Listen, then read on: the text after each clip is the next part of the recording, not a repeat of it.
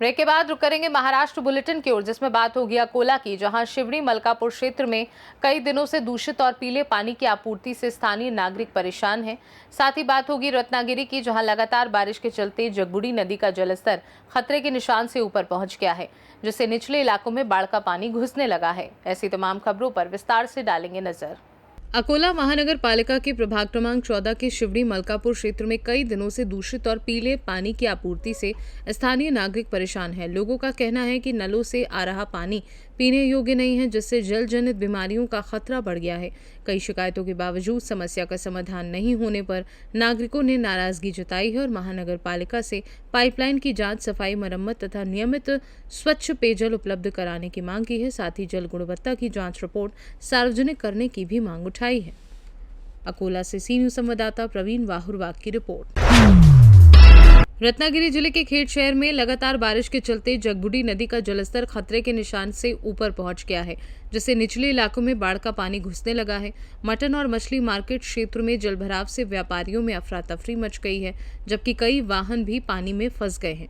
खेड़ नगर परिषद ने नदी किनारे रहने वाले लोगों और दुकानदारों से सतर्क रहने तथा जरूरत पड़ने पर सुरक्षित स्थानों पर जाने की अपील की है।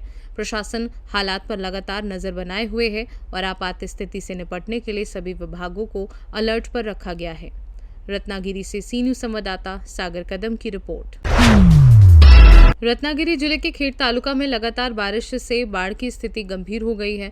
जगबुडी के साथ नारंगी नदी भी उफान पर है, जिससे सैकड़ों एकड़ धान के खेत जलमग्न हो गए हैं। बाढ़ का पानी कई प्रमुख सड़कों पर भर जाने से आवागमन प्रभावित हुआ है। वहीं नदी किनारे स्थित शमशान भूमि और कई ईंट भट्टियां भी पानी में डूब गई हैं। प्रशासन ने नदी किनारे रहने वाले लोगों से सतर्क रहने, सुरक्षित स्थानों पर जाने और प्रशासन के निर्देशों का पालन करने की अपील की है। रत्नागिरी से सी न्यूज संवाददाता सागर कदम की रिपोर्ट। रत्नागिरी जिले के गुहागर तालुका में लगातार मूसलाधार बारिश से जनजीवन प्रभावित हो गया है। पिछले 24 घंटों में 110 मिलीमीटर बारिश दर्ज की गई, जिससे कई सड़कें जलमग्न हो गईं और गिम्वी मुंडर मार्ग पर पिछले 3 घंटे से ज्यादा यातायात बंद है। कई स्थानों पर पेड़ गिरने से मकानों को नुकसान पहुंचा है, जबकि ऊंची समुद्री लहरों को देखते हुए तटीय क्षेत्रों में सतर्कता बढ़ा दी गई है। प्रशासन ने लोगों से अनावश्यक यात्रा से बचने, जलमग्न सड़कों पर न जाने और जारी सुरक्षा निर्देशों का पालन करने की अपील की है। रत्नागिरी से सी न्यूज संवाददाता सागर कदम की रिपोर्ट। रत्नागिरी जिले के मंडगढ़ तालुका के तुलसी घाट में मूसलाधार बारिश के कारण भूस्खलन होने से घाट मार्ग पर यातायात प्रभावित हो गया। सड़क पर मिट्टी और चट्टानें गिरने से दोनों ओर वाहनों की लंबी कतारें लग गई। हालांकि घटना में कोई जनहानि नहीं हुई। सूचना मिलते ही प्रशासन ने मलबा हटाने का कार्य शुरू कर दिया है।